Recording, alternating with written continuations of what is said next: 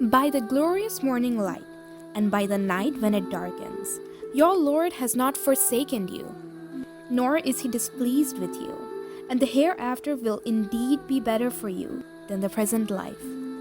Soon you will be gratified with what your Lord will give you. Did he not find you orphaned and sheltered you? Did he not find you wandering and give you guidance? Did he not find you in want and make you free from want?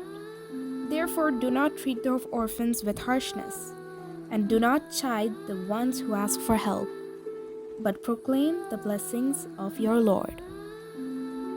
The system of this world has been so formulated that here the day dawns and the night also falls. Only with the occurrence of both is the system perfect. Similarly, for the proper development of a man, it is necessary that he should have hardship as well as easy circumstances. The Prophet Muhammad was born an orphan. Then God provided him with the best of guardians.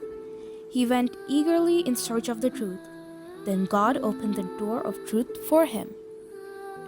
He was apparently without wealth. Then God made him prosperous through his wife Khadija.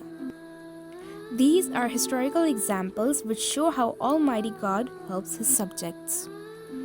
Man should help the weak so that he may be entitled to God's grace.